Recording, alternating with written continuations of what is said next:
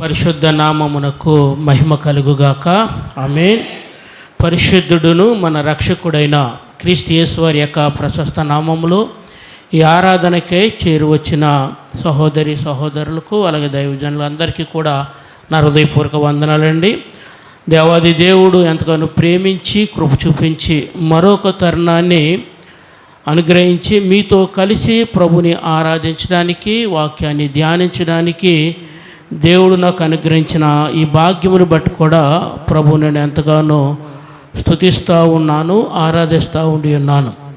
ఈ లోకంలో ఏదైనా శ్రేష్టకరమైనది ఉంది అంటే గనక అది ప్రభు సన్నిధిలో గడపటమే. కనుక అలాగని పరిశుద్ధ లేఖనాలు సెలవిస్తున్నాయి. అనేకమైనటువంటి దైవభక్తులు కూడా సెలవిచ్చి ఉన్నారు. నిజంగా ఈ సంగతి ఎరిగినటువంటి వారు దేవుని ఆరాధించగలిగిన సమయాన్ని వృధా చేయరు. దేవునికి ప్రాముఖ్యత ఇచ్చి ప్రభు సన్నిధిలో గడపటానికి వారు ఆతృతతోటి ఆసక్తితో దేవుని సన్నిధికి రాగలుగుతూ ఉంటారు.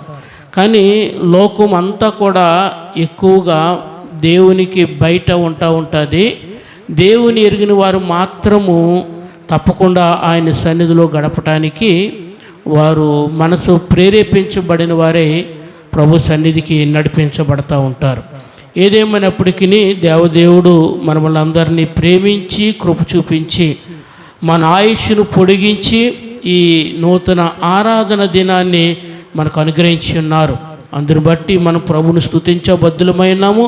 లోకములో ఎందరో మనకంటే గనులు, గొప్పవారు, ఆరోగ్యవంతులు, బలవంతులు కూడా గత సమయాన్ని చూసిన వారు ఈ దినాన్ని, ఈ క్షణాన్ని చూడలేక అనేకులు లోకాన్ని విడిచి వెళ్ళినటువంటి వారు కూడా కలరు. అయినప్పటికీ మనము ఈ రోజు వరకు ఈ స్థితిలో ఉండగలిగినామంటే మన శక్తి సామర్థ్యాలు కాదు, కానీ కేవలం ప్రభు యొక్క దయాదాక్షణ్యాల వలన మాత్రమని మనం విశ్వసించి ప్రభువును మనము స్తుతించబద్దులమైనాం, ఆరాధించబద్దులమై ఉన్నాం. మరి ఈ సమయం మనకై పరిశుద్ధాత్మ దేవుడు ఏర్పాటు చేసినటువంటి లేఖన భాగములు చదువుకుని కొద్ది నిమిషాలు ధ్యానం చేసుకుందామండి.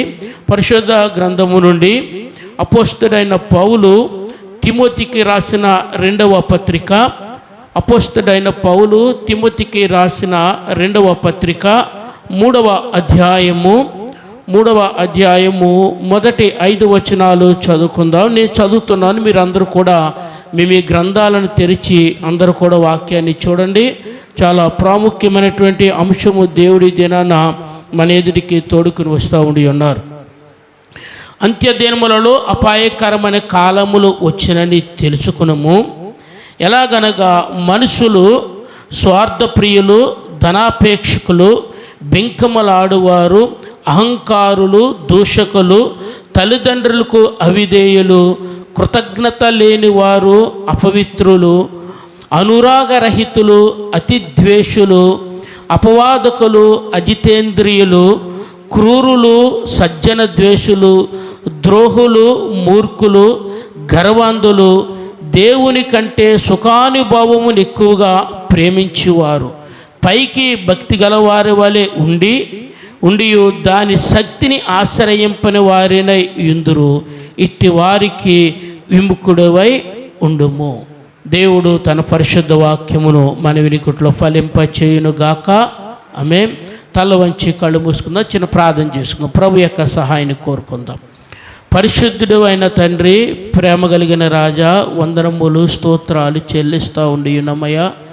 ఇంతవరకు మమ్మల్ని, మా కుటుంబాలని, మా బిడ్డల్ని ప్రేమించి కృప చూపించి మీ రెక్కల నీడ చాటున సురక్షతను, క్షేమాన్ని ఇచ్చి దేవా ఈ దినాన్ని మీ పాద సన్నిధులు గడిపే గొప్ప కృప మాకు ఇచ్చినందుకై మేము కృతజ్ఞతాస్తుతులు చెల్లిస్తూ ఉండి ఉన్నాం ప్రభు. ఇంతవరకు పాటల ద్వారా మీ నామని కీర్తించి ఆరాధించున్నామయ్యా. నేను ఆరాధనలో మేము అందరము ఆత్మపూర్ణులై మనసారా మిమ్మల్ని ఆరాధించినప్పుడు మీ ఆత్మవర్షను మాపై కుమ్మరించి మమ్మల్ని బలపరిచినందుకు స్తోత్రాలయ్యా. ఈ సమయనందు ప్రభా వాక్య ధ్యాన భాగంలో మీ పక్షం నిలబడిన వాడును అల్పుడును నన్ను మీ సెలువు చాటును మరుగుపరిచి మా అందరు హృదయాలు ఎరిగినటువంటి దేవుడు మీరు సిద్ధపాటు చేసిన లేఖన భాగాలు భాగాన్ని వివరిస్తుంటుండగా దేవా వినగలిగిన చెవిని గ్రహించగల హృదయాన్ని మాకు అందరికీ దయచేయండి.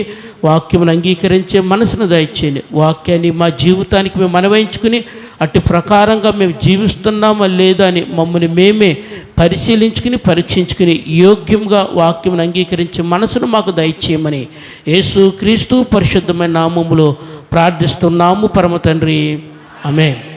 నా ప్రభునందు ప్రియ సహోదరి సహోదరులరా, చదవబడినటువంటి లేఖన భాగము అపోస్తలుడైనటువంటి పౌలు దేవునికి వ్యతిరేకంగాను తను నమ్మినటువంటి మతమే సర్వస్వము అనుకుని అతడు జీవిస్తున్నటువంటి సమయంలో దేవుడు అతన్ని ఎన్కౌంటర్ చేస్తాడు కదండి. అతన్ని ఎన్కౌంటర్ చేయడం అంటే దేవుడు దర్శించి స్వయంగా మాట్లాడి ఉన్నాడు. ఎందుకంటే దేవాది దేవుడు ఏర్పాటు చేసుకున్నటువంటి అపోస్తులలో చివరి అపోస్తుడైనటువంటి పౌలు గారు.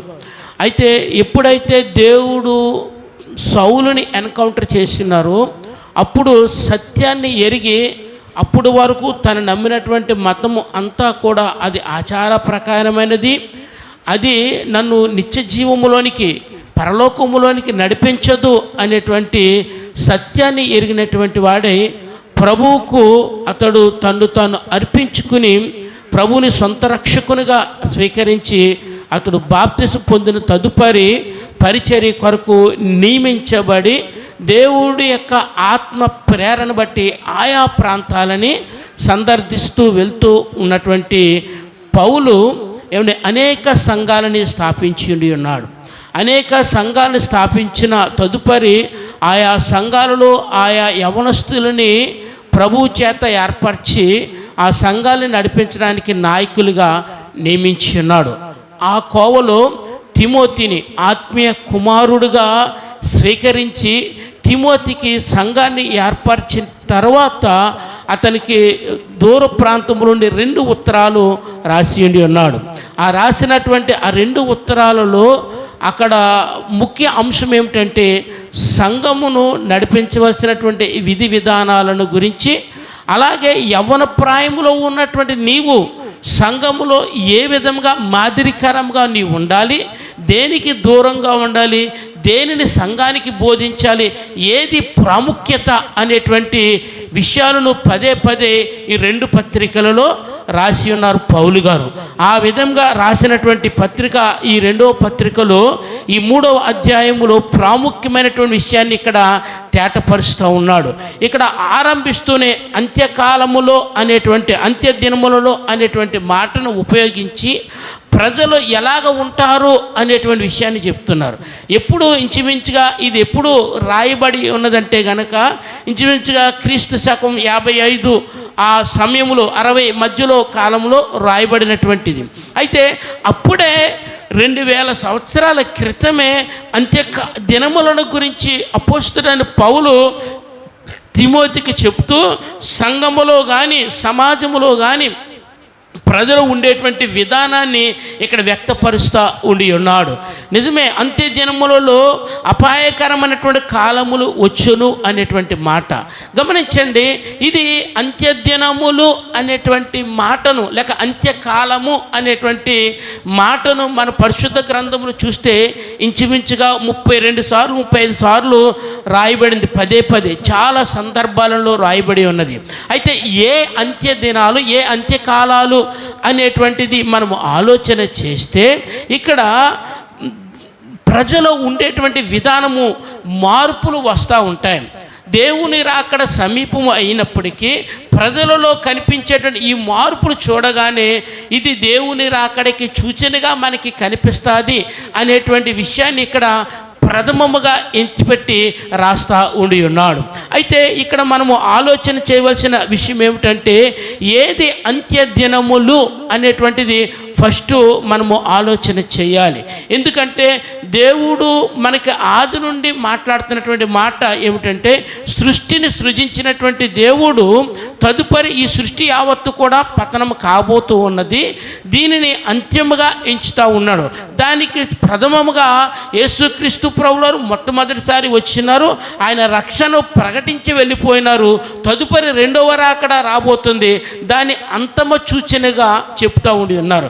దానికి సూచనలు అనేకమైనటువంటి చెప్పినప్పటికీ అపోస్తలుడైన పౌలు ఆత్మపూర్ణుడే. ప్రభు అయిన యేసుక్రీస్తు వారి లోకాన్ని విడిచి పరమునకు వెళ్ళిపోయిన తదుపరి సంఘానికి అవసరమైనటువంటి ప్రాముఖ్యమైనటువంటి విషయాలని ఇక్కడ చెప్తా ఉండి ఉన్నాడు. ఎందుకంటే ఆ సూచనలు లేకపోతే నెరవేర్చిన పరిస్థితులు మీకు కంటికి కనిపించినప్పుడు, లేక మీరు చూసినప్పుడు, ఇది అంత్యదినములుగానే మీరు ఎంచండి, దాని కొరకు మీరు సిద్ధపడి ఉండండి అనేటువంటి విషయాన్ని ఇక్కడ ప్రాముఖ్యంగా తేటపరుస్తూ ఉండి ఉన్నాడు. చూడండి, మీరు ప్రయాణం చేయటానికి ఒక రైల్వే స్టేషన్కి వెళ్ళారనుకోండి, ఏంటి ట్రైను అనుకున్న ట్రైన్ కంటే మీరు ముందుగా వెళ్ళి ఉన్నారు కదండి.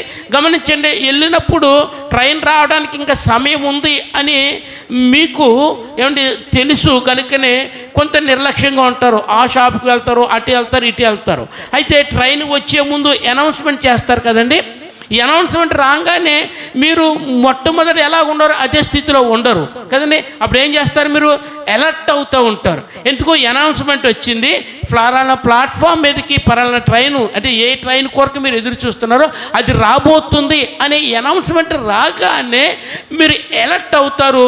ఆ ప్లాట్ఫామ్ దగ్గర మీదకి తర్వాత మీరు ఏ భోగి ఎక్కలో ఆ భోగి యొక్క ప్లేస్ కాడికి మీరు సిద్ధపాటు కలిగి మీ సామాను తీసుకుని వెళ్ళి ఎదురు చూస్తూ ఉంటారు. దానిని సూచిస్తూ ఈ మాటలు మాట్లాడుతూ ఉండి ఉన్నాడు అపోస్తలుడైనటువంటి పౌలు గారు. అయితే ఇక్కడ తిమోతికి చెప్తూ సంఘములో నువ్వు గ్రహించినప్పుడు ఉన్నటువంటి పరిస్థితులు ఇవై ఉంటున్నాయి అనేటువంటి మాట మనం ఇక్కడ చూస్తూ ఉన్నాం. చూడండి, ఈ అంత్యదినములు అనేటువంటిది ఇది క్రీస్తు శకము 55-60 మధ్యలో రాసినప్పటికీ గమనించండి, ఇది క్రీస్తు పుట్టక మునుపు కూడా అంత్యదినముల గురించి మాట్లాడుతూ ఉన్నాడు. ఎవరు మాట్లాడుతున్నారంటే యాకోబు మాట్లాడుతున్నాడు తన కుమారులతో. చూడండి, ఆదికాండము 49వ అధ్యాయము, ఆదికాండము 49వ అధ్యాయము ఒకసారి మొదటి వచనము చూడండి. అక్కడ ఏమని మాట్లాడుతున్నాడంటే, చదవండి ఎవరైనా నమ్ముకుడు. యాకోబు తన కుమారుని పిలిపించి ఇట్లా, నేను మీరు కూడరండి, అంత్య దినములలో మీకు సంభవింపబోవు సంగతులను మీకు తెలియజేసేదను. చూడండి, ఇది ఎప్పుడు మాట్లాడుతున్నాడు యాకోబు గారు అండి.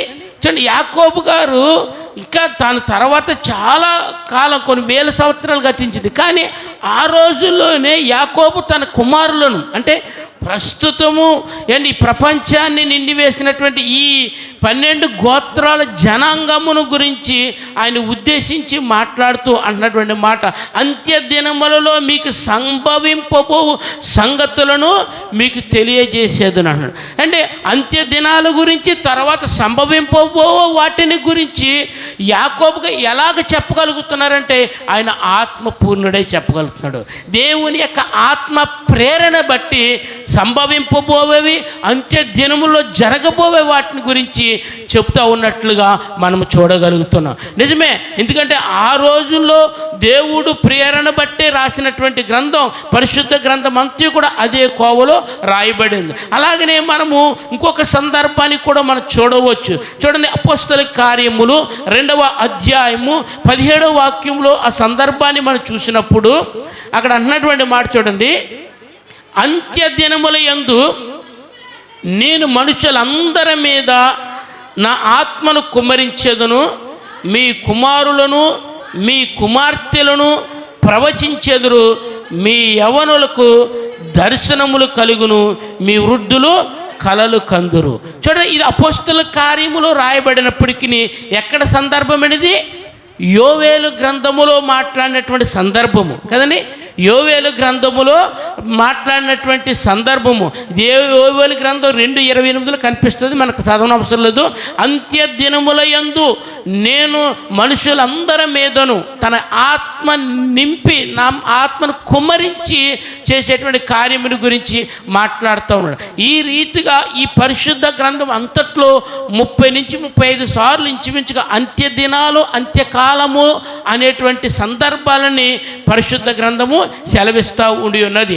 అయితే అసలు ఈ అంత్య దినమును గురించి మాట్లాడేటువంటి పరిస్థితులు ఎలాగా వాటిల్లుతాయి అనేటువంటిది మనము ఆలోచన చేస్తే ఇక్కడ తిమోతి చెప్తున్నాడు, ప్రజలు ఎలాగ ఉంటారు అనేటువంటి విషయం మనకు కనిపిస్తూ ఉన్నది. ఏమండి, నేను ఇక్కడ చదివి ఉన్నాను, ఇందాక మీరు అందరూ కూడా చూస్తున్నారు. ఎలాగనగా మనుషులు అనే మాటను ఉపయోగిస్తున్నాడు. అంటే అంత్య దినములలో అపాయకరమైన కాలములు వచ్చినని తెలుసుకునము. ఎలాగనగా అంటే ఆ కాలం వచ్చినప్పుడు ఎలాగ ఉంటుందంటే మనుషులు ఎలాగ ఉంటారో చెప్తా ఉండి ఉన్నాడు కదండి. ఇక్కడ 19 విషయాలను చెప్పున్నాడు. ఇక్కడ ఎన్నుండి 19 విషయాలు చెప్పి ఉన్నాడు. ఎలాగా? స్వార్థ ప్రియులు, ధనాపేక్షకులు, బెంకములాడువారు, అహంకారులు, దూషకులు, తల్లిదండ్రులు కవిధేయులు, కృతజ్ఞత లేనివారు, అపవిత్రులు, అనురాగరహితులు, అతిద్వేషులు, అపవాదకులు, అజితేంద్రియులు, క్రూరులు, సజ్జన దేశులు, ద్రోహులు, మూర్ఖులు, గర్వాంధులు, దేవుని కంటే సుఖానుభవమును ఎక్కువగా ప్రేమించేవారు, పైకి భక్తి గలవారి వలె ఉండి దాని శక్తిని ఆశ్రయింపని వారిని ఉందురు. ఇవన్నీ 19 విషయాలు ఉన్నాయండి. ఇందులో చాలా విషయాలు మీకు తెలుసు, చదవగానే మీకు అర్థమైపోతూ ఉంటుంది కదండి. ఒకటి ఇక్కడ స్వార్థ ప్రియులు అనే మాట కదండి. స్వార్థము అనేటువంటిది చాలా ఎక్కువగా మనం చూస్తూ ఉంటాము కదండి. ఈ స్వార్థం అనేటువంటి విపరీతంగా మనిషిలో పనిచేస్తూ ఉంటుంది కదండి. నేను బాగుంటే చాలు, నా కుటుంబం బాగుంటే చాలు, ఎవరు ఎలాగపోతే పర్వాలేదు అనేటువంటి భావనతోటి ఈ స్వార్థం అనేది ఎక్కువగా. ఇవన్నీ నేనేం వివరించను కానీ ఈ ఒకసారి చదివి తదుపరి భాగంలోనికి నేను వెళ్తాను. రెండవదిగా అక్కడ అనేటువంటి మాట ఏంటంటే ధనాపేక్షకులు కదండి. ధనాపేక్షకులు అనేటువంటి మాట దేన్ని సూచిస్తుందండి? ధనమును మోహించటము కదండి. ధనం సంపాదించుకోవడం తప్పేమి కాదు, కానీ ధనమే సర్వస్వము అనుకోవటం అన్నమాట. ధనాన్ని మోహించటము అనేటువంటి మోహము కలిగినటువంటిది అని సూచిస్తుంది ధనాపేక్షకులు. తర్వాత మాట ఏంటంటే బింకములాడువారు. అంటే తెలుసండి బింకములాడువారు అంటే? బింకములాడువారు అంటే తెలుసా మీకు కదండి. కొన్ని పదాలు తెలియవు, బైబిల్ పదాలు ఇవి మనకి తెలియవు, వాడుకలో ఏ మాటలు మాట్లాడతారు. బింకములాడువారు అని అంటే కనుక బడాయి కోరులు, బడాయి మాటలు చెప్పుకుంటారు చూసారా, వాళ్ళు అన్నమాట. అంటే మీకు మన వాడుక భాషలో మాట మీకు చెప్తూ ఉండి అన్నాను. కొన్ని పదాలు ఇందులో మీకు తెలీదు, నేను చదివినప్పుడు మీరు ఇవ్వండి, కొన్ని అర్థమైపోతే కొన్ని మనకు తెలీదు. బింకములాడువారంటే బడాయి కోరువారు, అంటే బడాయిలు చెప్పుకుంటారు, తమ బడాయిని ఎక్కువ చెప్పుకుంటారు కదండి, అలాంటి వారు. బడాయిలు అంటే అర్థమవుతుంది కదా మీకు, అదనమాట. తర్వాత చూస్తే కనుక తర్వాత ఏమంటుందంటే అహంకారులు. అహంకారులు అంటే మీకు తెలుసు కదండి, దానికి పర్యాయ పదము గర్విష్ఠులు, అహంకారులు గర్విష్ఠులు. తర్వాత దూషకులు తెలుసు. తర్వాత తల్లిదండ్రులకి అవిధేయులు, కృతజ్ఞత లేని వారు, అపవిత్రులు. అపవిత్రులు అనేది కూడా మీకు తెలిసినటువంటి మాట. తర్వాత చూడండి అనురాగరహితులు. అంటే అనురాగరహితులు అంటే తెలుసా మీకు? వింటాము కానీ దాన్ని పూర్తి అర్థం అంటే ప్రేమ లేనివారు. అనురాగరహితులు అంటే ప్రేమ లేనటువంటి వారు. క్రైస్తవుడికి ప్రాముఖ్యంగా కావాల్సింది ఇది. కాకపోతే బైబిల్ వాక్యం చెప్తుంది, దేవుని రాకడ సమీపించే కొలది అనేకుల యొక్క ప్రేమ ఏమైపోతుందండి? చల్లారిపోతుంది. అది ప్రేమ లేని వారు అనురాగరహితులు. అతిద్వేషులు. అతిద్వేషులు అంటే అండి, అతిద్వేషులు అంటే ద్వేషం అంటే తెలుసు కదా, ఒకరిని ద్వేషించడం. అతిద్వేషులు అంటే పగ పెట్టుకుని ఉంటారు. పగ పెట్టుకుని ఏదైనా కీడు చేసినా సరే పగ తీరదు, ఇంకా పగ కలిగి ఉంటుంటారు. అంటే తీరని పగగలవారు. అతిద్వేషులు అంటే తీరని పగగలవారు అనమాట. అంటే ఎవరి మీదైనా ఏదైనా నష్టం చేస్తారంటే ఆ వ్యక్తి మీద కొంచెం పగబెట్టుకుని ఉంటారు. పగబెట్టుకుని ఏదో ఒక నష్టం కలిగించి పగ తీర్చుకుంటారు, కానీ ఈ పగ ఇప్పటికీ తీరదంట వాళ్ళకి. అలాంటి వారిని అనేటువంటి మాట ఏంటంటే అతిద్వేషులు అనేటువంటి మాట చూపిస్తుంది. తర్వాత చూస్తే కనుక అతిద్వేషులు, అపవాదకులు. అపవాదకులు అంటే ఐడియా ఉందండి మీకు? అపవాదకులు అంటే అపనిందలు ఉంటాయి కదండి. అపనిందలని ప్రచారం చేసుకుంటూ ఇంటింటా తిరుగులాడేవారంటే అపవాదకులు అంటే అపనిందలు. ఏదైనా ఒకరి మీద ఏదైనా నింద వచ్చిందనుకో, నింద వచ్చి ఏదో తప్పు చేశారు పలానా వ్యక్తి, దాన్ని పట్టుకుని ఇంకో 4 మాటలు జోడించి, అంటే దానికి ఉప్పు కారం ఎక్కువ కలిపి ఆ ఇంటికి తిరిగి వాళ్ళు దాన్ని ప్రచారం చేసుకుంటూ తిరిగేటువంటి వారు, వారిని అపవాదకులు అనేటువంటి మాటను ఉపయోగించటం జరుగుతుంది. తర్వాత మీకు అజితేంద్రియులు అనే మాట కనిపిస్తుంది కదండి. అజితేంద్రియులు అనే మాట ఏంటి? అజితేంద్రియులు అంటే చూడండి, అజితేంద్రియులు అంటే తమ్మును తాము అదుపులో పెట్టుకోలేని వారు. అర్థమైంది? తమ్మును తాము అదుపులో పెట్టుకోనివారు. ఇది చాలా విధాలుగా మనం తీసుకోవచ్చు. అంటే ఇప్పుడు ఏదైనా పిల్లలు తప్పు చేశారంటే వారిని మనం ఒక విధంగా గద్దించవచ్చు, ఒక విధంగా ఒక దెబ్బ కొట్టవచ్చు. కానీ మితిమీరిపోయి శిక్షించడం వల్ల చాలా నష్టం జరిగి ఉంటుంది. అంటే తమను తాము అదుపు చేసుకోలేకపోవడం అంట. కోపం వచ్చినా అదుపు చేసుకోలేరు, మరొకటి వచ్చినా అదుపు చేసుకోలేరు. ఇది చాలా నష్టానికి దారి తీస్తూ ఉంటుంది. అజితేంద్రియులు అంటే తమ్మును తాము అదుపులో పెట్టుకోలేని లేదా అదుపు చేసుకోలేనటువంటి వారు అనేటిది చూసింది. తర్వాత క్రూరులు, క్రూరంగా వ్యవహరించేవారు తెలుసు. తర్వాత సజ్జన దేశులు అంటే కనుక మంచిని వారు మంచిని గుర్తించినటువంటి వారు, మంచిని ఏమాత్రం కూడా ఇష్టపడరు.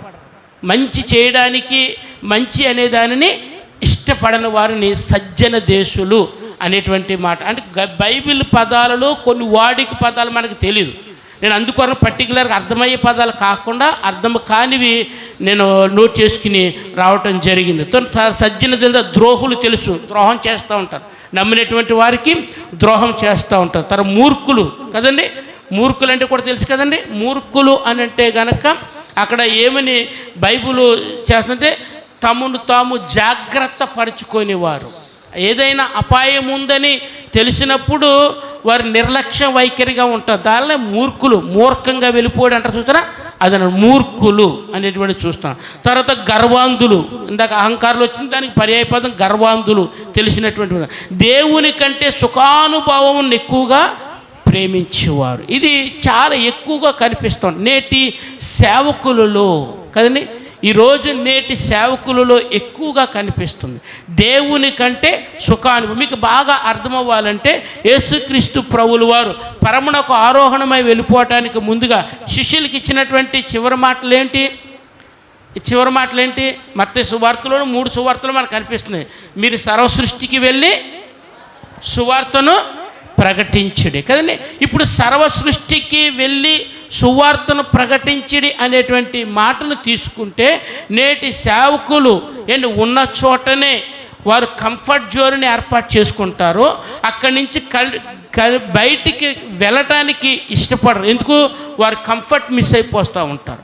బయటికి వెళితే లేనిపోయిన కష్టాలు వస్తాయి, లేనిపోయినటువంటి కష్టాలు వస్తాయి. ఆ కష్టాలు భరించలేక వారు ఉన్నటువంటి కంఫర్ట్ జోన్లోనే ఉండిపోతారు. అంటే దేవుని కంటే సుఖానుభవం ఎక్కువగా ప్రేమించేవారు.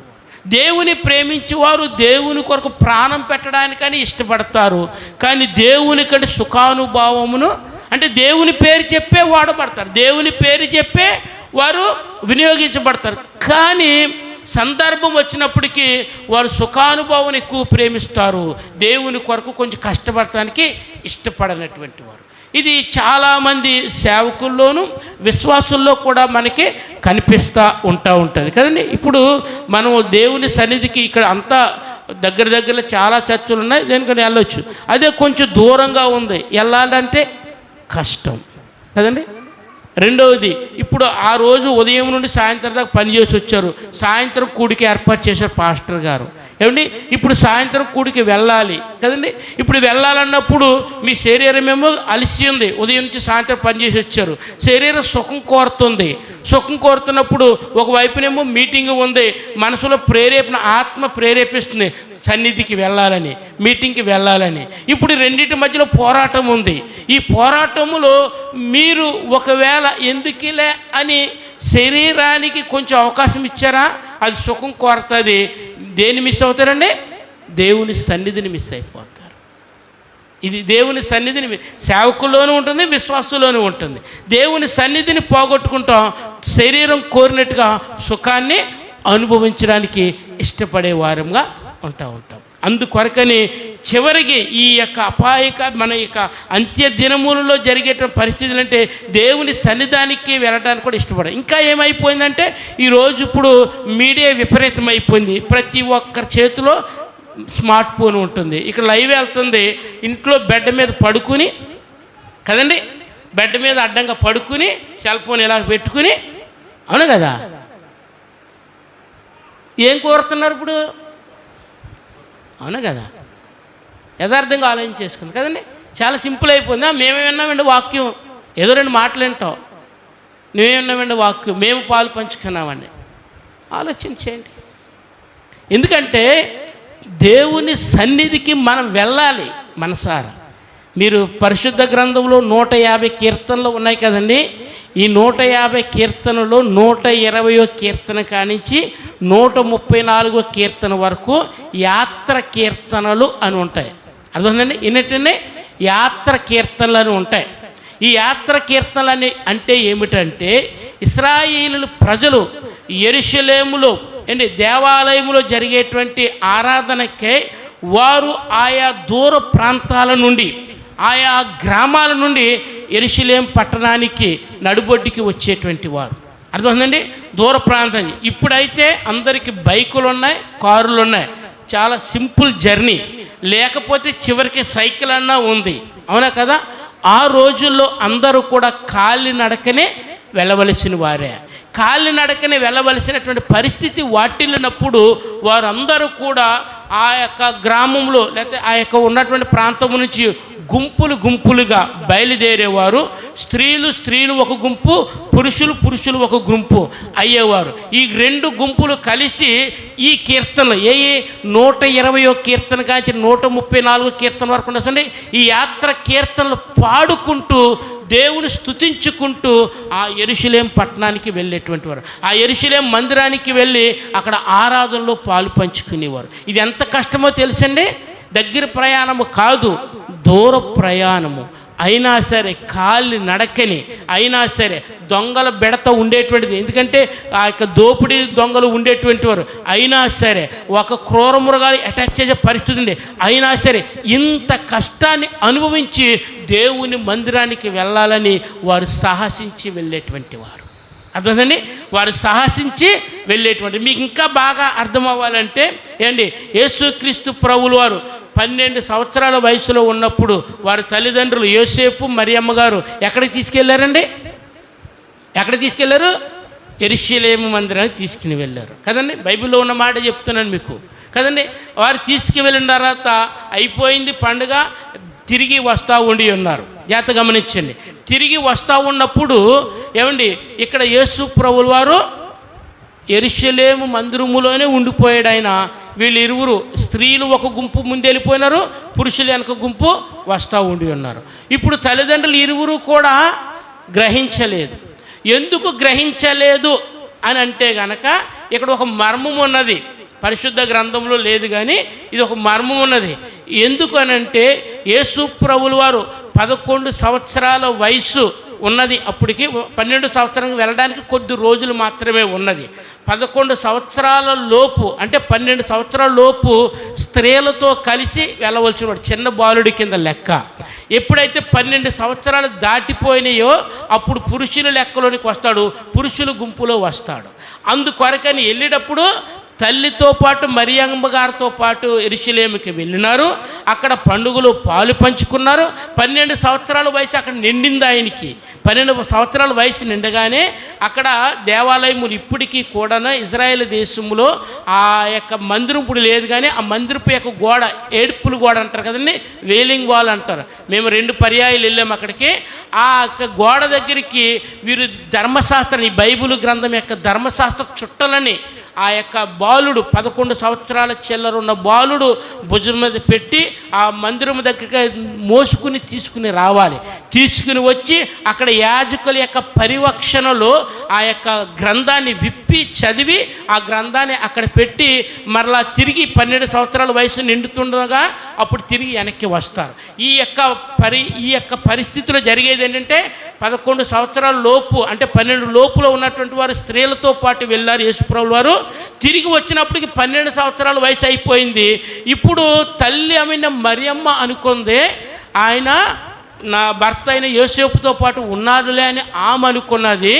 యోసేపు అనుకున్నాడు వచ్చినప్పుడు అమ్మతో పాటు వచ్చాడు కదా, వెళ్ళినప్పుడు కూడా ఆమెతో పాటే వెళ్తున్నాడని ఆయన అనుకున్నాడు.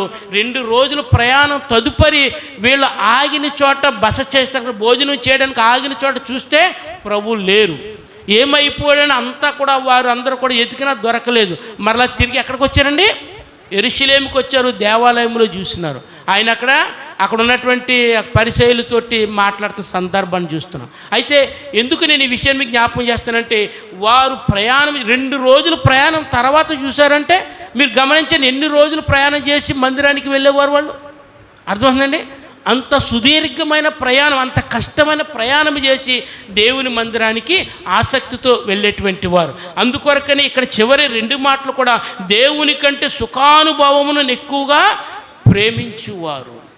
ఇలాంటి వారు ఎక్కువగా ఈ రోజుల్లో మనకి కనిపిస్తారు. చివరిగా అక్కడ పైకి భక్తి గలవారి వలె ఉంటూ దాని శక్తిని ఆశ్రయింపని వారినే ఉందురు. రెండవది చివరి మాట ఏంటంటే, పైకి భక్తి కలిగిన వారి వలె నటిస్తారంట. అంటే ఇది వేషధారణను కనిపిస్తూ ఉంటారు. ఏమండి, నువ్వు నిజమైన భక్తి నీ హృదయంలో ఉంటే ఎవరు చెప్పనవసరం లేదు. ఆరాధన సమయాన్ని చెప్పనవసరం లేదు, లేదా ఉపవాస కూడిక సమయాన్ని నీకు చెప్పనవసరం లేదు. దేవుని సన్నిధికి రావటానికి మరొకరు ప్రలోభం అవసరం లేదు నీకు. అర్థమైందండి? కనుక నిజమైన భక్తి మనకు కలిగి, ఎందుకు నిజమైన భక్తి మనం కలిగి ఉండాలంటే, మనం పాపపు స్థితిలో ఉన్నప్పుడు యేసుక్రీస్తు ప్రభు మన అందరి కొరకు ఆయన ప్రాణం పెట్టి రక్తాన్ని చిందించి మన పాపాన్ని విమోచించి పరలోక రాజ్య వారసులుగా చేసి ఉన్నాడు. అందుకొరకని మనము భక్తిని కనపరచవలసిన వారంగా ఉండి ఉన్నాం. కానీ ఈ సత్యాన్ని మనము హృదయములో విశ్వసిస్తే గనక మరొకరెవరు చెప్పవలసిన అవసరము లేదు. కానీ ఇక్కడ మనము భక్తి అనేది ఏమైపోయిందంటే ఆచార ప్రకారం అయిపోయింది కదండి. మన హైందవ సహోదరులు చేసేటువంటి ఆచార ప్రకారమైనటువంటి భక్తి అయిపోయింది. దేవుడు అలాంటి దానిని అస్సలు ఏమాత్రం కూడా ఇష్టపడడు. కానీ ఇక్కడ చివరికి ఈ యొక్క అంత్యకాలములకు వచ్చినప్పటికీ, అంత్య దినములకు వచ్చినప్పటికీ ప్రజలు ఆ రీతిగా ఉండేటువంటి వారుగా ఉంటారు అనేటువంటిది. అయితే ఈ 19 విషయాలలో ఏదో ఒక దానికి మనము ఉండి ఉంటాం. జాగ్రత్తగా మిమ్మల్ని మీరే పరిశీలన చేసుకోండి. అయితే దీనిని బట్టి ఇంకా సూచనలు అనేకమైనటువంటి కనబడుతున్నాయి. కేవలము మనుషులలో ఈ విధమైనటువంటి స్వార్థ ప్రియులు కానించి భక్తి కలవారముగా నటించేటువంటి వారు వరకు కూడాను మనుషులలో ఆయా రీతిలుగా వారు మారిపోతూ ఉంటారు. దేవుడు ఈ 19 విషయాలకి భిన్నముగా ఉన్నటువంటి వాడు. ఆయన ప్రతి దానికి భిన్నముగా ఉన్నటువంటి వాడు. దానికి మనము అనుగుణముగా జీవించవలసినటువంటి వారుగా ఉన్నప్పుడు నిజముగా దేవుణ్ణి మనము ఆశ్రయించినటువంటి వారిమై ఉంటాము. అంటే ఎలాగా ఉంటుందంటే గనక ఇక్కడ యాకోబు గారు మాట్లాడుతూ అంటున్నాడు ఒక మాట చూడండి. యాకోబు పత్రిక 5వ అధ్యాయము 3వ వాక్యంలో మనం చూసినప్పుడు చూడండి, మీ బంగారమును మీ వెండియు తుప్పు పట్టినవి, వాటి తుప్పు మీ మీద సాక్ష్యముగా ఉండి అగ్ని వలె మీ శరీరములను తినివేయును. అంత్యదినముల యందు ధనమును కూర్చుకుంటీరి. చూడండి, ఇక్కడ అంత్యదినములలో మనము కూర్చుకొనవలసినది ఏమిటంటే, మొట్టమొదటి మీకు ఒక చిన్న ఉదాహరణ చెప్పు. రైల్వే స్టేషన్లో అనౌన్స్మెంట్ వచ్చిన తర్వాత కూడా, అనౌన్స్మెంట్ వచ్చిన తర్వాత నిర్లక్ష్యంగా ఉండము, అలర్ట్గా ఉంటాము. మన సామాను మనం తీసుకుని ఏ ప్లాట్ఫామ్ మీద ట్రైన్ వస్తుందో ఆ ప్లాట్ఫామ్ మీదకి వెళ్తాము. మన యొక్క భోగి, మనం చేసుకున్న రిజర్వేషన్ భోగి ఎక్కడ ఆగుతుందో ఆ నెంబర్ దగ్గర నిలబడి ఉంటాము. అవునా కదండి? ఏంటిది? మనకి అనౌన్స్మెంట్ వచ్చిన తర్వాత. అలాగనే ఈ యొక్క మనుషుల యొక్క పరిస్థితులు చూడగానే ఇది అంత్యదినముల యొక్క స్థితి అని ఈ అనౌన్స్మెంట్ మనకి కనిపిస్తూ ఉన్నది. వచ్చినప్పుడు మనము చాలా జాగ్రత్తగా ఉండవలసిన వారము. అంటే దేవుని మనం ప్రేమించి దేవునికి ప్రాధాన్యత ఇవ్వవలసిన వారు. కానీ దాని కాకుండా మనము ఈ లోకములో మనతోటి రానిది మనం నిత్య రాజ్యములోనికి నడిపించలేనటువంటి దాని కొరకు ప్రాకులాడేవారుగా ఏమాత్రం ఉండకూడదు. ఇక్కడ ధనము వెండి అనేటువంటిది లోకాన్ని ప్రేమించి సంపాదించుకునేదిగా ఉంటుంది, కానీ దేవునికి దూరం చేసేదిగా ఉంటుంది. ఒకానొక దినాన యేసుక్రీస్తు ప్రభువు వారు సశరీరుడుగా ఈ లోకంలో సంచరిస్తున్నటువంటి సమయమునందు ఒక యవనస్తుడు ఆయన దగ్గరికి పరుగున వచ్చినాడు. పరుగున వచ్చి ఆయన ఎదుట సాష్టాంగ నమస్కారం చేసి, ప్రభువా, నేను నిత్య జీవానికి వెళ్ళాలనుకుంటున్నాను, నాకు ఇంకేమి కొదువు ఉంది అని అడుగుతున్నాడు. మార్కు సువార్త 10వ అధ్యాయము అండ్ మార్కు సువార్త 10వ అధ్యాయము 17వ వచనం కానించి ఈ సందర్భం మనకి కనిపిస్తూ ఉన్నది. మీ అందరికీ తెలిసినటువంటిదే. గమనించండి, ఒక యవనస్తుడు, ఇతడు ఎవరండి? యవనస్తుడు.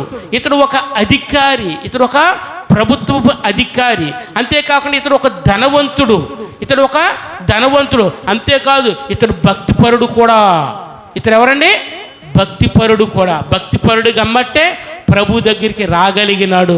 ప్రభు అన్న మాటకి నువ్వు దేవుని యొక్క ఆజ్ఞలు అనుసరించి జీవించాను. కానీ అతను ఏం చెప్పాడండి?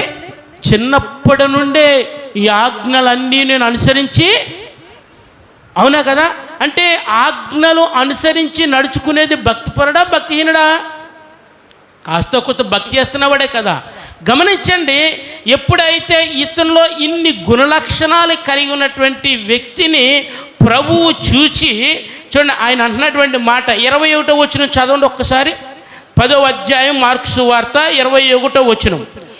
యేసు అతన్ని చూచి అతన్ని ప్రేమించి, నీకు ఒకటి కొదువుగానున్నది, నీ వెళ్ళి నీకు కలిగినవన్నీ అమ్మి బేదలకిమ్ము, పరలోకమందు నీకు ధనము కలుగును, నీవు వచ్చి నన్ను వెంబడించమని చెప్పాను. జాగ్రత్త గమనించండి నా ప్రియమైన సహోదరు. ఈరోజు లోకము దేనిని స్నేహిస్తుందో, దేనిని ప్రేమిస్తుందో, మన నిజమైన భక్తి జీవితము బట్టబయలేటువంటి పరిస్థితి ఇక్కడ.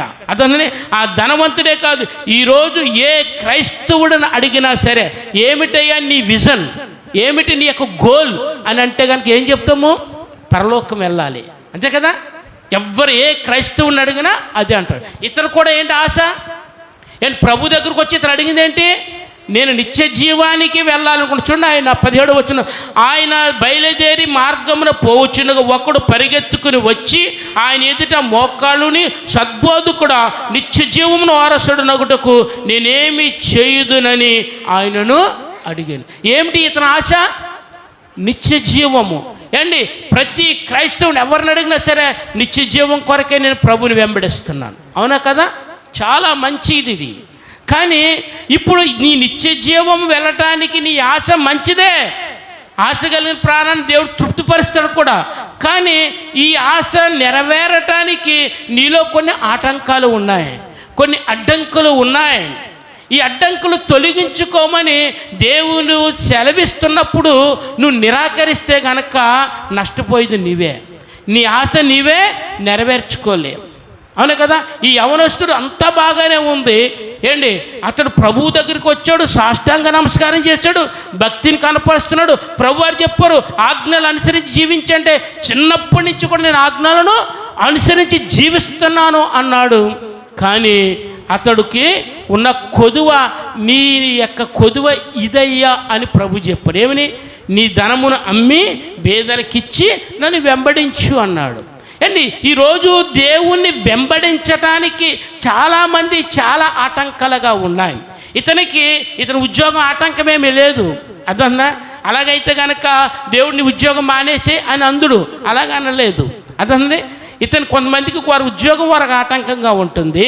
ఏంటి, కొంతమందికి వారి ధనం వారికి ఆటంకంగా ఉంటుంది. కదండి.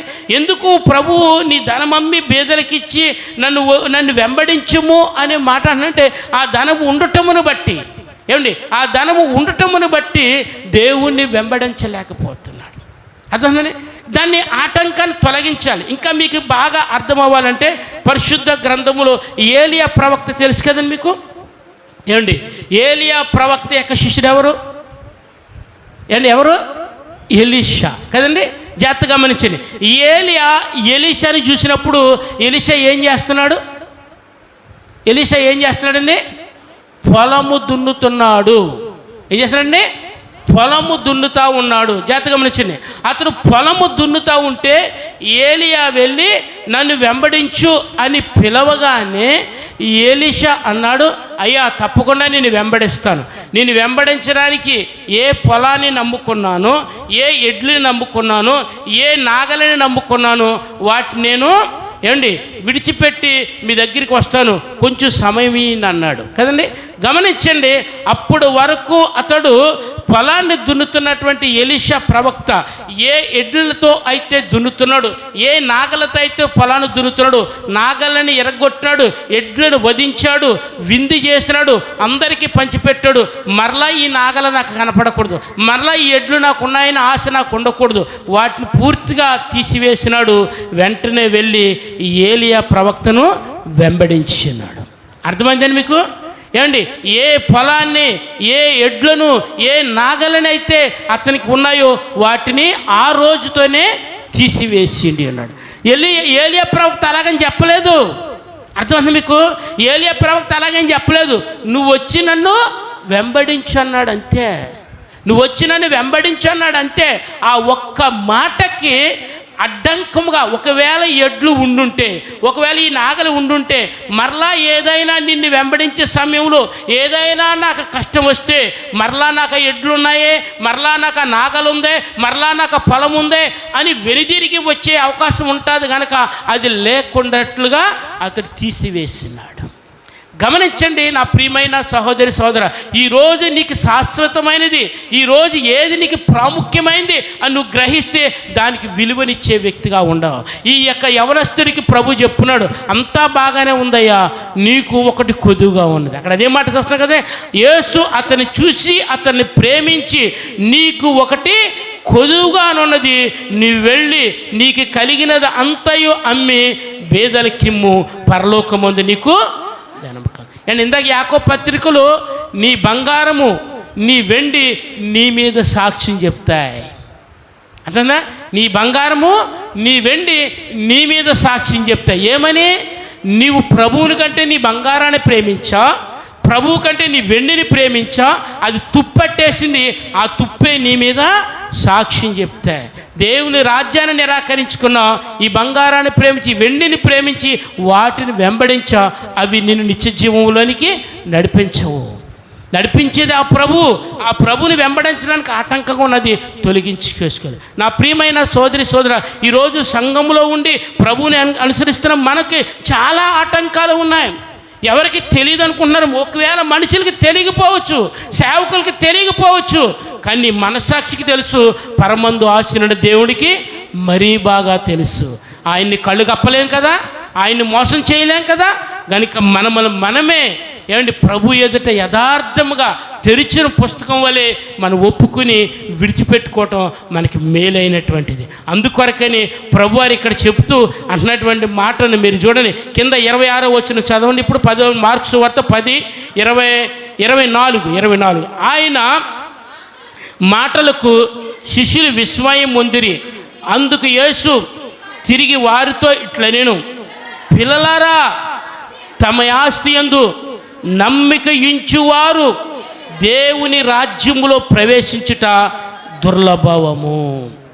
అంటే దేని యందు నమ్మికించాలి?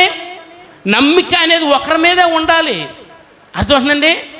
అందుకొరకని ప్రభువారు ఏం చెప్పారంటే, ఒక వ్యక్తి ఇద్దరు యజమానులకి దాసుడుగా ఉండలేడు. ఒక్క వ్యక్తి ఒకరికే దాసుడుగా ఉండగలుగుతాడు. ఇక్కడ ప్రభువారు కూడా చెప్పే మాట అదే. నువ్వు దేనికి దాసుడు? నువ్వు దేన్ని నమ్ముకున్నా అక్కడ అనేది ఏంటంటే, నువ్వు ధనాన్ని నమ్ముకుంటావా, ధనాన్నే నమ్ముకో, ప్రభుని విడిచిపెట్టేస్తావు.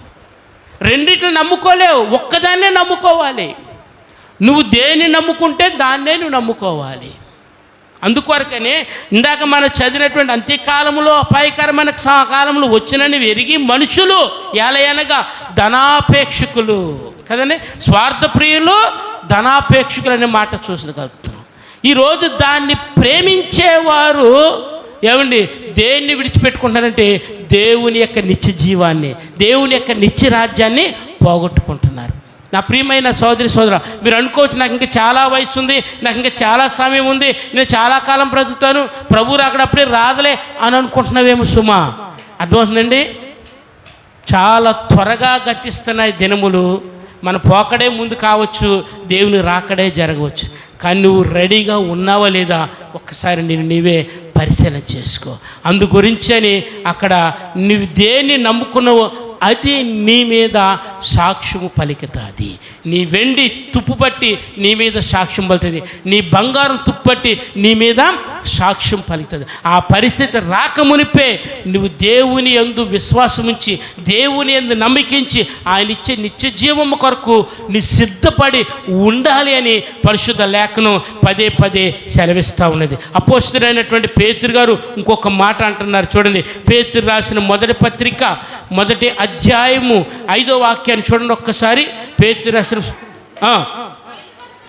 కడవరి కాలమందు బయలుపరచబడుటకు సిద్ధముగానున్న రక్షణ మీకు కలుగునట్లు విశ్వాసము ద్వారా దేవుని శక్తి చేత కాపాడబడు మీ కొరకు ఆ స్వాస్థ్యము పరలోకమందు భద్రపరచబడి ఉన్నది. ఏమండి, ఇంతకాలము గడిచిపోయింది, ఇప్పటికే అనౌన్స్మెంట్ వస్తూ ఉన్నది, అయినా సరే నువ్వు సిద్ధపడకపోతే ఏం ప్రయోజనం? ఇక్కడ అన్ని మాట అంటున్నాడు కదండి. ఇక్కడ అన్ని కడవరి కాలమందు బయలుపరచబడుటకు సిద్ధముగానున్న రక్షణ మీకు కలిగినట్లు. చూసా ఏంటి? రక్షణ మీకు కలిగినట్లు. మీరు ఇంత భక్తి చేసి పరలోకం వెళ్ళకపోతే ఏం ప్రయోజనం అండి? అర్థమైందా? గమనించండి, మీరు ఇంత భక్తి చేసి అరాకొరగా అర్థమైందండి దేవునికి అటు ఇటు జీవిస్తూ నరకానికి వెళితే ఏమండి అక్కడ అన్యులుగా ఉండి లోకాన్ని పూర్తిగా అనుభవించి వారి ఇష్టానుసారంగా జీవించి నరకంలో ఉన్నారు. నువ్వు అది లోకాన్ని పూర్తిగా అనుభవించలేదు, ఇటు దేవునిలోనూ పూర్తిగా లేవు, చివరికి నరకంలో ఉన్నావు. అప్పుడు ఎక్కువ బాధపడేది ఎవరో తెలుసా? క్రైస్తవులుగా ఉన్నటువంటి మనమే. ఎందుకు? అన్యుడు అనుకుంటున్నాడు, అరే మనం ఏ భక్తి చేయలేదు, లోకంలో మన ఇష్టానుసారం జీవించాము, లోకం అనుభవించి వచ్చి మనము నరకంలో ఉన్నాము. ఈడేమో ఇటు లోకము అనుభవించలేదు, ఇటు దేవుల్లోనూ పూర్తిగా లేడు, వచ్చి నరకంలో ఉన్నాడని ఎక్కువ బాధపడేది మనమే. అవునా కదా? అందుకొరకని ఇక్కడ మాట్లాడుతూ అంటున్నాడు పేతురుగాడు, కడవరి కాలమందు బయలుపరచబడుటకు సిద్ధముగానున్న రక్షణ మీకు కలిగినట్లు విశ్వాసము ద్వారా దేవుని శక్తి చేత కాపాడబడు మీ కొరకు. విశ్వాసం కావాలి. మనము దేవుని నమ్మిక పరిపూర్ణంగా ఉండాలి. అది లేనప్పుడు మనము దాన్ని కాపాడుకోలేము, దాన్ని సంపాదించుకోలేము. విశ్వాసము ద్వారా దేవుని శక్తి చేత కాపాడబడు మీ కొరకు ఆ స్వాస్థ్యం పరలోకమందు భద్రపరచబడి ఉన్నది. మన కొరకు దేవుడు భద్రం చేసి ఇచ్చినాడు. తెలుసండి, యేసుక్రీస్తు ప్రభువారు యోహాను సువార్త 14వ అధ్యాయం ఏమంటున్నాడు? నేను నా తండ్రి వద్దకు వెళ్తున్నాను, నా తండ్రి వద్ద అనేక నివాసములు కలవు, లేని ఎడలని మీతో చెప్తాను. నేను వెళ్ళి మీ కొరకు స్థలం సిద్ధపరిచి నేను వస్తాను, నేను వచ్చి మిమ్మల్ని నాతో పాటు తీసుకుని వెళ్తాను, ఆ నివాసములు మిమ్మల్ని నివసింపచేస్తాను. ఎంత భాగ్యము! ఏమండి, అంత స్పష్టంగా ప్రభువారు చెప్పారు కదా. మరి దాన్ని పొందుకోవడానికి ఇంకా దేవునికి అయిష్టంగా దేవుడు వద్దన్న దాన్ని చేస్తూ ఏమండి మనము ఈ లోకంలో విడిచిపెట్టబడితే, నరకానికి నెట్టవేయబడితే ఏం ప్రయోజనం? ఆలోచించండి. అందుకొరకని ఇక్కడ మన కొరకు సిద్ధపరచబడింది ఆ పరలోక రాజ్యం. దాన్ని మనము పొందుకోవలసిన వారుగా ఉన్నాం అంటున్నాడు. ఇక్కడ యోధా పత్రికలో ఒక మాట చూడండి. యోధా పత్రిక 18వ వచనం చూడండి ఒక్కసారి. యోధా పత్రిక 18వ వచనములో చూడండి. అయితే ప్రియులారా, అంత్యకాలమునందు తమ భక్తిహీనమైన దురాశల చొప్పున నడుచు పరిహాసకులు ఉందిరని మన ప్రభు అయిన యేసుక్రీస్తు అపోస్తుల పూర్వమందు మీతో చెప్పిన మాటలను జ్ఞాపకము చేసుకునుడి. పూర్వము నుండి చెప్పబడతా ఉన్నది. ఏమండి, ఆనాడు యాకోబు చెప్తున్నాడు తన కుమారులతోటి, అయ్యా కుమారులారా కూడిరండి, అంత్యదినములలో సంభవింపబోయే విషయాలు మీకు చెప్తాను అంటున్నాడు. యోవేలు ప్రవక్త చెప్తున్నాడు, అంత్యదినములో నా బిడ్డలందరి మీద నా యొక్క ఆత్మను కుమ్మరిస్తాను అనే మాట చెప్తా ఉన్నాడు. గమనించండి, అంత స్పష్టంగా పదే పదే అంత్యదినములు అంత్యకాలములు అనే వాక్యం చెప్తూ హెచ్చరిక చేస్తూ ఉంటే ఇంకా నిర్లక్ష్యంగా ఉంటామా? ఏంటి, ఇంకా మనము పట్టనటువంటి వారుగా ఉంటామా? ఇంకా ఏమీ కాదులే అనేటువంటి వైఖరితో ఉంటే గనక విడిచిపెట్టబడతామేమో సుమా. జాగ్రత్త అండి, చాలా జాగ్రత్తగా మనము ఆత్మీయ జీవితాన్ని కాపాడుకుంటూ దేవునికి విధేయులుగా మనము జీవించవలసినటువంటి వారంగా ఉండి ఉన్నాం. దేవునికి మనము విధేయులుగా జీవించవలసినటువంటి వారు ఉన్నాం. అలాంటి వారికి మనం ఎలాగ ఉండాలని వాక్యం సెలవిస్తుంది. మూలవాక్యానికి వద్దాం. తిమోతికి రాసిన పత్రికలోను ఆయన ఇన్ని 19 విషయాలు చెప్పి అట్టి వారికి విముఖుడవై ఉండుము అంటే, విముఖుడు అంటే దూరముగా ఉండుము అనే మాట. ఎందుకంటే మీరు గమనించండి, ఇక్కడ దేవుని యొక్క వాక్యం పదే పదే చెప్తుంది, విశ్వాసికి అవిశ్వాసికి పాలెక్కడ, అంతే కదండి. అంటే అది కలవడానికి వీలు అవ్వదు అనుకుంటాం. మన విశ్వాస జీవితంలో ఉన్నాము, ఒక అవిశ్వాసాన్ని ప్రభావితం చేయవచ్చు అని మనం అనుకుంటాం. లేదు లేదు, చెడే ఎక్కువ మంచిని ప్రభావితం చేస్తుంది. చెడే మంచిని ఎక్కువ ప్రభావితం చేస్తుంది. అందుకొరకని చెడుకి మనము దూరంగా ఉండాలి, దృష్టికి మనము దూరంగా ఉండాలి. అందుకొరకని ఇక్కడ యేసుక్రీస్తు ప్రభువు వారు ఏమని సెలవిస్తున్నారంటే, ఒక ఉపమానం చెప్తున్నారు. ఆయన ఒక సందర్భాన్ని చెప్తున్నారు. చూడండి, మత్తయి సువార్త 18వ అధ్యాయము, మత్తయి సువార్త 18వ అధ్యాయము 15వ వచనంలోంచి ఒక సందర్భాన్ని ప్రభువారు మాట్లాడుతూ అక్కడ అంటున్నాడు, మరియు నీ సహోదరుడు నీ ఎడల తప్పుదెమ్ము చేసిన ఎడల నీవు పోయి నీవును అతడును ఒంటరిగా నున్నప్పుడు అతని గద్దించుము. అతడు నీ మాట వినని ఎడల నీ సహోదరుని సంపాదించుకుంటివి. అతడు వినని ఎడల 2-3 సాక్షుల నోట ప్రతి మాట స్థిరపరచబడినట్లు నీవు ఒకరిద్దరిని వెంటబెట్టుకుని అతని యొద్దకు పొమ్ము. అతడు వారి మాటయు వినని ఎడల ఆ సంగతి సంగమునకు తెలియజెప్పుము. అతడు సంగపు మాటలు వినని ఎడల అతను నీకు అన్యునిగాను సుంకరిగాను ఎంచుకొనుము అని. అంటే ఇక్కడ 3 స్థాయిలు చూపిస్తూ ఉండి ఉన్నాడు. ఏమండి, 3 స్థాయిలు చూపిస్తూ ఉన్నాడు. జాగ్రత్త గమనించండి. ఏదైనా సరే మీరు చూడండి, ఒక వ్యక్తి అనారోగ్యంతో చనిపోయాడు అని అంటే కనుక అనారోగ్యం వచ్చిన వెంటనే చనిపోడు, అవునా కదండి. అనారోగ్యం వచ్చిన వెంటనే చనిపోడు, దానికి కొంచెం సమయం ఉంటుంది. ఈ లోపులోనే మన జాగ్రత్త పడి తగినటువంటి ట్రీట్మెంట్ తీసుకుంటే బాగుపరచబడతాం. నిర్లక్ష్యంగా ఉంటే తీసివేయబడతాం. అంతేగా జరిగేది. ఇదే మన కళ్ళ ముందు జరిగేటువంటి. ఇది కూడా ప్రభువారు కూడా అదే చెప్తున్నాడు. ఒక సహోదరుడు నీ ఎడల తప్పుదమ్ము చేసినప్పుడు డైరెక్ట్గా అతనితో మాట్లాడు ఫస్ట్ ఆఫ్ ఆల్. కానీ మనం అన్నీ భిన్నంగా చేస్తామండి. దేవుని చెప్పిన వాక్యానికి భిన్నంగా మనం చేస్తూ ఉంటాం ఫస్ట్ ఆఫ్ ఆల్ కదండి. అతడు చేసిన తప్పుదమ్మును నువ్వు ఎరిగి ఉండి కూడా డైరెక్ట్గా చెప్పాలి. ఈరోజు సంఘంలో అలా చెప్పడం లేదు, అలా బోధ చేస్తలేదు. అలా బోధ చేస్తే మళ్ళీ వారు రావటం మానేస్తున్నారు కదండి. చాలామంది పరిస్థితి అదే ఉంటా ఉంది. ఉన్నది ఉన్నట్టుగా చెప్పాలి, నువ్వు రాకపోయినా పర్వాలేదు. ఏంటి మీరు గమనించండి, యేసు ప్రభు ఫస్ట్ 12 మంది శిష్యుల్ని ఏర్పాటు చేసుకున్నారు కదండి. తర్వాత ఇంకా చాలామంది శిష్యులు ఉన్నారు, 70 మంది శిష్యులు కూడా ఏర్పాటు చేసుకున్నారు కదండి. చేసుకున్నప్పుడు ఆయన ఉన్నది ఉన్నట్టుగా డైరెక్ట్గా చెప్పగానే అందరూ వెళ్ళిపోయారు, మిగతా 12 మంది మాత్రమే మిగిలారు కదండి. యేసు ప్రభువు డైరెక్ట్గా 12 మందితో కూడా అంటున్నారు, మీరు ఉండాలనుకుంటున్నారా పోవాలనుకుంటున్నారా అనే కదా. మీరు ఉండాలనుకుంటున్నారా వాళ్ళకిలాగా పోవాలనుకుంటున్నారా డిసైడ్ చేసుకోండి అన్నాడు. అప్పుడు పేతురు గారు ఏమంటారు, ఎవరి దగ్గరికి వెళ్తాం ప్రభువా, నీవే నిత్య జీవపు మాటలు కలిగిన వాడు. ఆ 12 మందే నిలిచారు, మిగతా 70 మంది ఎగిరిపోయారు. మీరు దాన్ని బట్టి ఆలోచించేయండి. ఎన్ని 70 మంది ఎగిరిపోయారు, 12 మంది నిలిచారు కదండి. ఆలోచించేయండి.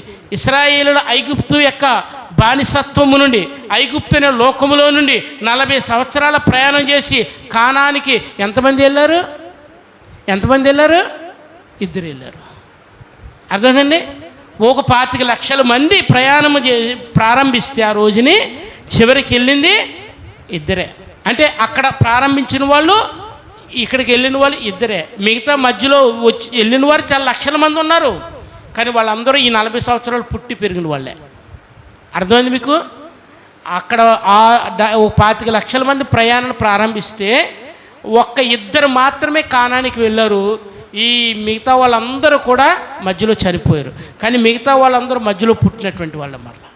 ఆలోచించేయండి. అంటే దేవుని యొక్క రాజ్యమును మనం స్వతంత్రించుకోవటం అనేది చాలా ఈజీ ఏమీ కాదు, చాలా కష్టమైనటువంటిది ఆ పరిస్థితి. చూడండి, ఇక్కడ అదే మాట మనం చూడగలుగుతున్నాం. ఆ వ్యక్తిని హెచ్చరిక చేయాలి. హెచ్చరిక చేస్తే వింటాడా లేదా, వినకపోతే 2-3 సాక్షులది ప్రతి మాట స్థిరపడినట్లుగా మనము అతనితో మాట్లాడాలి. అతను దానికి లోబడకపోతే గనక సంఘముతో చెప్పాలి. సంఘము మాట కూడా వినకపోతే గనక అతను అన్యునిగాను సుంకరగాను భావించి విడిచిపెట్టమంటున్నాడు. గమనించండి, ఇందాక 19 విషయాలు చూసాం. తిమోతి చెప్తున్నాడు సంఘంతో, ఈ విషయాలు కలిగినటువంటి వాటితో ఏదైనా నీలో ఈ తప్పిదం ఉందని మనం చెప్పే ధైర్యం మనం కలిగి ఉండాలి. అలా చెప్పాలంటే ఫస్ట్ మనలో ఏమి ఉండకూడదు. అర్థం మీకు? మనలో ఏమి ఉండకూడదు. అలాగ మనం చెప్పాలి అంటే కనుక ఆలోచించండి. ఎప్పుడైతే మనము అది చెప్పగలుగుతామో ఆ వ్యక్తిని నరకము నుండి తప్పించేటువంటి వారుగా ఉండగలుగుతాం కదండి. ఇందాక యోధా పత్రికలు చూసాం కదా, అక్కడ ఒక మాట అగ్నిలో నుండి కొందరిని లాగినట్టుగా అనే మాట ఉంటుంది. ఎందుకు? అగ్నిలో పడినవాడు ఏమవుతున్నాడు? కాలిపోబోతున్నాడు. అర్థమండి, కాలిపోయి నాశనం అవబోతా ఉన్నాడు. అలాంటి వాణిని అగ్నిలో నుండి ఎలా లాగుతాం మనము? ఏమండి, నెమ్మదిగా వెళ్తామా? లేదు, చాలా త్వరపడి వెళ్తాము, చాలా యాక్టివ్గా వెళ్తాము, చాలా స్పీడ్గా అతన్ని బయటికి లాగే ప్రయత్నం చేస్తూ ఉంటాం. అలాగనే నశించిపోతున్నటువంటి మనము కాపాడుకుంటూ అదే రీతిగా నశించిపోతున్న వారిని వెలుపలికి నడిపించవలసిన వారుగా ఉన్నాం. ఒకవేళ అతడు రాలేనటువంటి పరిస్థితిలో ఉంటే విడిచిపెట్టమని దేవుని యొక్క వాక్యం కూడా ఎంతో స్పష్టంగా తేటపరుస్తుంది. నా ప్రియమైన సహోదరి సహోదరుడు, ఇక్కడ అపోస్తలుడైన పౌలు కొరింథీయులకు రాసిన పత్రికలో మాట్లాడుతూ అంటున్నాడు. కొరింథీయులకు రాసిన మొదటి పత్రిక 5వ అధ్యాయము 11వ వాక్యాన్ని మనం చూసినప్పుడు, కొరింథీయులకు రాసిన మొదటి పత్రిక 5వ అధ్యాయం 11వ వచనములో, ఇప్పుడైతే సహోదరుడు అనబడిన వాడెవడైనను జారుడుగా కానీ, లోబిగా కానీ, విగ్రహారాధకుడుగా కానీ, తిట్టిబోతుగా కానీ, త్రాగుబోతుగా కానీ, దోచుకునివాడిగా కానీ అయ్యున్న ఎడల అట్టి వానితో సాంగత్యము చెయ్యకూడదు, భుజింపకూడదని మీకు రాయిచున్నాను. అండి, ఎవరంటే ఇతడు? పై మాట మీరు చూసారో లేదు, అక్కడ ఏమరాదండి? ఇప్పుడైతే సహోదరుడు అనబడిన వాడు. అర్థం? సహోదరుడు అంటే సంఘ సహోదరుడు. అర్థమండి? మన సంఘంలో ఉన్నవాడే, సంఘములో కట్టబడినటువంటి వాడే, మన కుటుంబంలో కట్టబడిన వాడే. అలాంటి వాడిలో ఈ లక్షణము ఏదున్నా సరే అతనితో ఏమంటుందండి అక్కడ అన్నటువంటి మాట అంటే అతనితో సాంగత్యము చేయకూడదు. ఆలోచించండి. ఉంటారు సంఘములో కూడా దురాత్మ చేత నడిపించబడుతున్నటువంటి వారు ఉంటారు, ఉండరనేమి కాదు. అర్థమండి? మీరు సంఘములో ఉన్న వాళ్ళందరూ కూడా పరలోకానికి వెళ్ళిపోతారని అనుకుంటున్నారా? ఆలోచించేయండి. ఇశ్రాయేలీలు 25 లక్షల మంది ప్రయాణం చేసి 2 వెళ్ళినట్లుగా. అర్థమండి? యేసు ప్రభు శిష్యులు కొన్ని 100 మంది అయినా కానీ 12 మంది నిల్చున్న వాళ్ళు, ఆ 12 మందిలో మరలా ఒకడు ఎగిరిపోయినాడు. 11 మంది నిల్చున్న రీతిగా. అర్థమవుతుందండి? సంఘములో ఈరోజు మనం ఇంతమంది ఉన్నాం, ఎత్తబడేది ఎంతమంది? ప్రభు రాజ్యమును స్వతంత్రించుకునేది ఎంతమంది? ఆ కొద్ది మందులు నువ్వు నేను ఉంటున్నామా? ఎక్కువ మంది ఎలా ఉన్నారంటే కనుక మత్తయి సువార్తలో ప్రభువారు చెప్తారు 7వ అధ్యాయంలో చూడండి ఒక్కసారి. మత్తయి సువార్త 7వ అధ్యాయము చూడండి. 7వ అధ్యాయము అక్కడ ఇరుకు ద్వారమున ప్రవేశించుడి, నాశనమునకు పోవు ద్వారము వెడల్పును ఆ దారి విశాలమునై ఉన్నది, దాని ద్వారా ప్రవేశించువారు అనేకులు.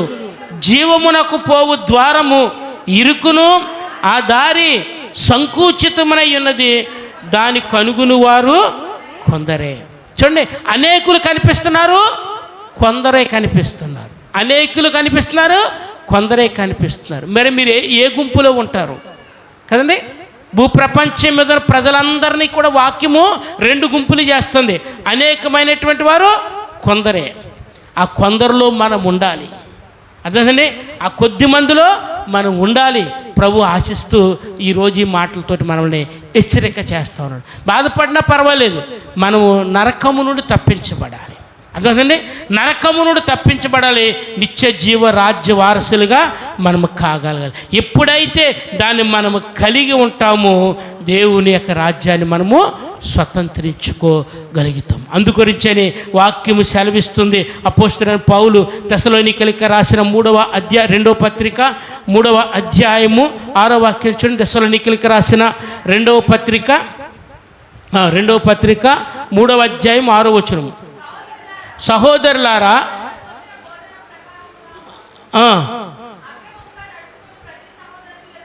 అక్రమముగా నడుచుకుని ప్రతి సహోదరి యొద్ద నుండి తొలగిపోవాలనని మన ప్రభు అయిన యేసుక్రీస్తు పేరట మీకు ఆజ్ఞాపించుచున్నాను.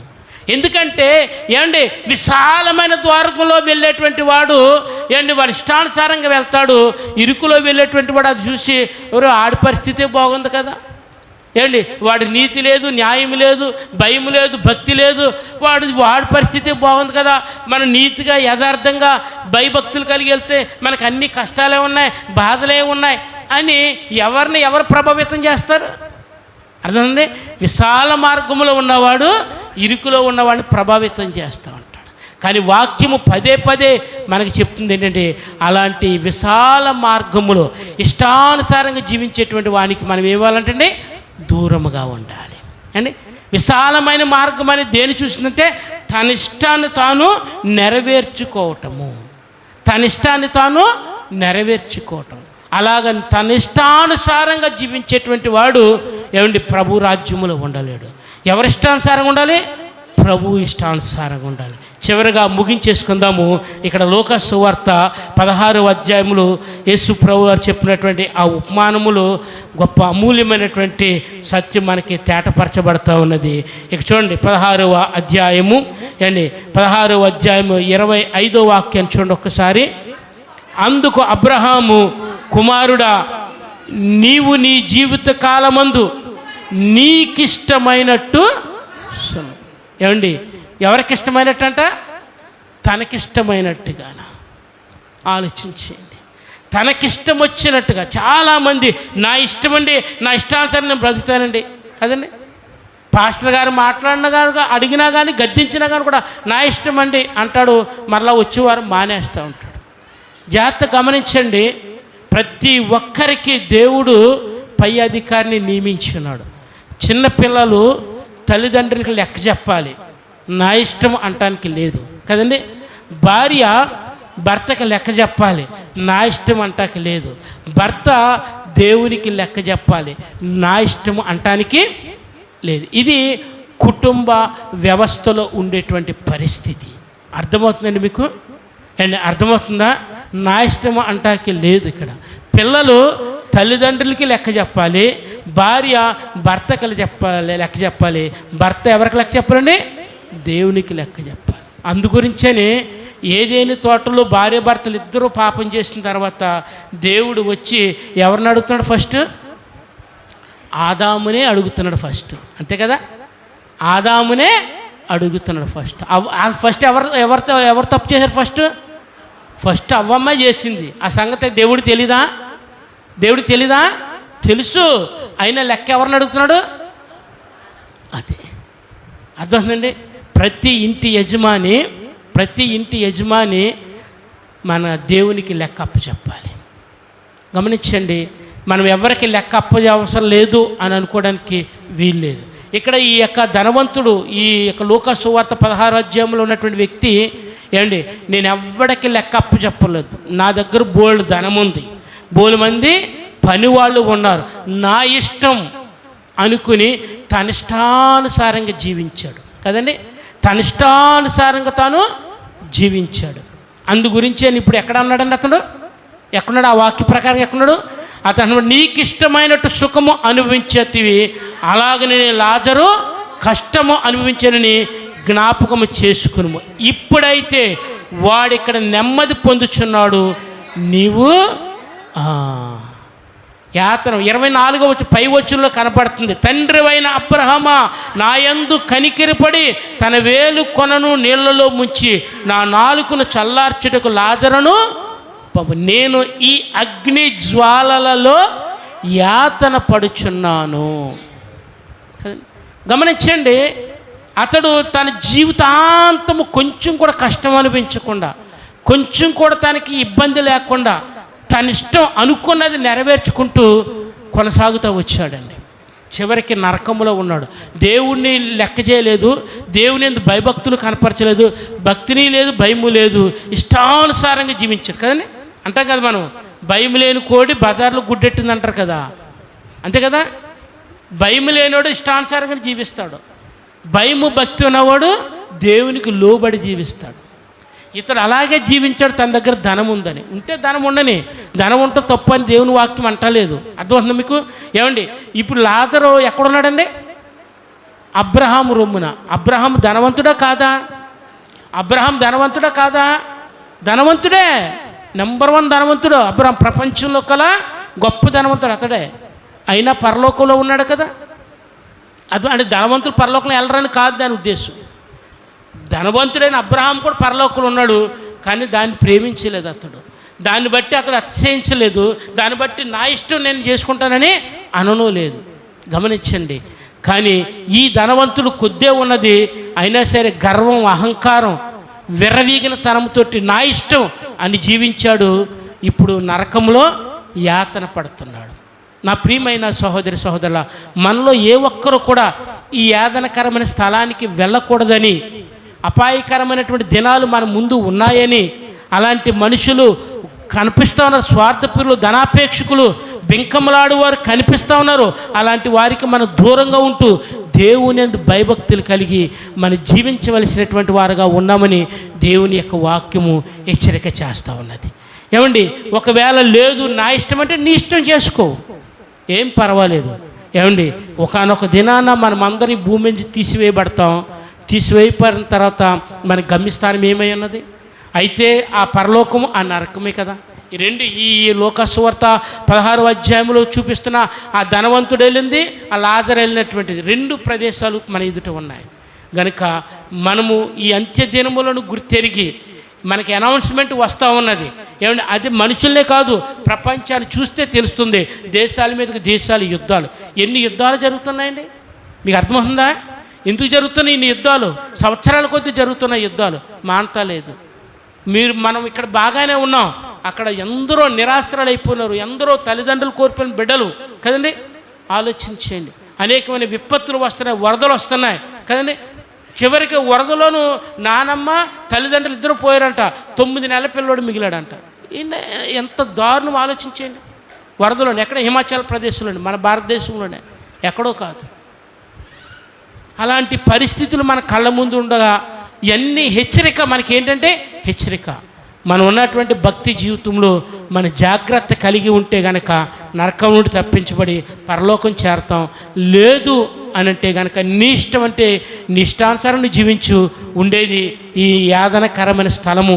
అక్కడ నుండి ఎప్పటికీ ఎవ్వరూ తప్పించుకోలేరు. అక్కడ అబ్రహాము అదే మాట్లాడుతూ అంటున్నటువంటి మాటను మనము చూస్తూ ఉన్నాం. చూడండి 26వ వచనం మాట, అంతేకాక ఇక్కడ వారు మీ యొద్దకు దాటి గోరువారు దాటి భోజాలకున్నట్లు అక్కడి వారు మా యొద్దకు దాటి రాజాలకున్నట్లును మాకును మీకును మధ్య మహా అగాధము ఉంచబడి ఉన్నదని చెప్పాను. ఈ అగాధము నుండి ఎవ్వరూ తప్పించుకోలేరు, ఎవరు దాటి పోలేరు, అక్కడ వారు ఇక్కడే వారు అక్కడికి. గనుక అది గుర్తుపెట్టుకుని మనం ఇప్పటి నుండి అయినా ఒకవేళ ఇంతవరకు ఎలా జీవించావు, దేవుడు ఎందుకు ఈరోజు ఈ మాటల ద్వారా మనతోటి మాట్లాడుతున్నాడు, మనం పరిశీలించుకుని యోగ్యంగా దేవునికి ఇష్టలుగా మన జీవితం. మన ఎదుట 19 రకాలైన మనుషులు మనం చూసాం. ఇందులో ఏ విషయంలోనే మీరు ఉన్నారేమో ఒకవేళ మనం పరిశీలన చేసుకుందాం. తల్లిదండ్రులకు అవిధేయులుగా ఉంటున్నామా, గర్విష్ఠులుగా ఉంటున్నామా, అహంకారులుగా ఉంటున్నామా, బెంకములాడువారుగా ఉంటున్నామా, అజితేంద్రియులుగా ఉంటున్నామా, ఏ విషయంలో దేవునికి వ్యతిరేకంగా ఉంటున్నాము, అటన్నిటిని దూరం చేసుకుని దేవుని భయభక్తులు కలిగి దేవునికి ఇష్టలుగా మన జీవితం, ప్రభు యొక్క నిత్యరాజ్యాన్ని మనం స్వతంత్రించుకుందాం. లేకపోతే మనము నిత్య నరకంలో ఉంటాం, అక్కడి నుంచి ఎప్పటికీ కూడా మనము తప్పించబడలేం. కనుక మనమే పరిశీలించుకుని పరీక్షించుకుని యోగ్యంగా ప్రభు ఇష్టలుగా మనము జీవిద్దాం. అట్లాంటి కృప దేవదేవుడు మనకందరికీ దయచేయునుగాక. ఆమేన్. ఆమేన్. అందరికీ వందనాలండి.